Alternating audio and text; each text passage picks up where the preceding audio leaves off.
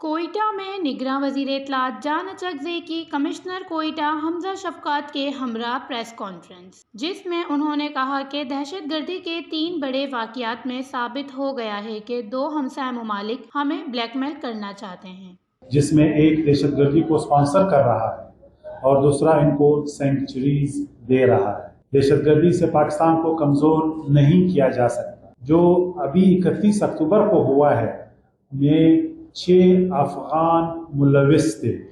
بدقسمتی سے دہشت گردی کی ان جگہوں سے رہی ہے جن کا ہم نے 50 سال تک خدمت کی ہے۔ کینیڈین شہری کے قتل سے ثابت ہو گیا ہے کہ انڈیا ایک دہشت گرد ریاست ہے۔ پاکستان میں دہشت گردوں کی کارروائیوں کے پیچھے ہندوستان اور را کا ہاتھ ہے۔ تمام ثبوت سامنے آنے کے بعد عالمی طاقتوں کی خاموشی معنی خیز ہے۔ ایک تو اکراس دا بارڈر حملے ہوتے ہیں جس میں ہمارے جوان شہید ہوتے ہیں۔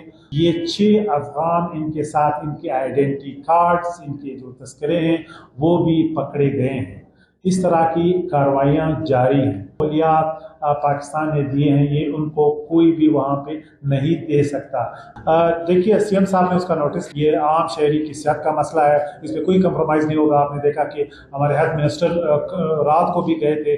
دیکھیے اس کے بارے میں تو ہم سب کو پتا ہے کہ ایک دن پہلے پورا ٹویٹر، چیٹر، پورا سوشل میڈیا را کے اکاؤنٹس مبارکباد دے رہے تھے ایڈوانس میں لوگوں کو، اور ان کو وارن کر رہے تھے کہ کل ایک بہت بڑا واقعہ ہو رہا ہے، اور جس سوفسٹیکیشن سے یہ واقعہ ہوا ہے یہ واقعی یہ را ہی اس کو ماسٹر مائنڈ کر سکتی ہے، کیونکہ اس کی لوکیشن، اس کی اسٹریٹجک اہمیت یہ ایک عام ٹیررسٹ نہیں کر سکتا۔ اس کے پیچھے ایک مائنڈ سیٹ ہے۔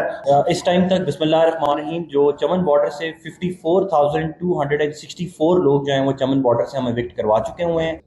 جن کے پاس شناختی کارڈ موجود ہیں اس کے اوپر ناظرہ کام کر رہا ہے۔ ناظرہ ابھی تک 40,000 کے قریب شناختی کارڈ جو ہیں وہ کوئٹہ ڈویژن کے اندر بلاک کر چکا ہوا ہے۔ ایک وہ ہیں جو جینون ناظرہ نے بنائے، اس میں افسران انوالو تھے، ان کے خلاف کارروائی بھی کی گئی ہے، ان کو اریسٹ بھی کیا۔ دوسرے وہ شناختی کارڈ ہیں جن کا وجود ہی نہیں ہے، جو کسی فوٹو کاپی مشین میں یا کسی ٹاؤٹ نے یا کسی مافیا کے بندے نے شہر سے باہر بیٹھ کے خود بیٹھ کے بنائے ہیں۔ انہوں نے مزید کہا کہ پاکستان میں دہشت گردی کے پیچھے را اور انڈیا کا ہاتھ ہے۔ انڈیا کی دہشت گردی کے باوجود عالمی طاقتیں خاموش ہیں۔ وش نیوز، کوئٹہ، بلوچستان۔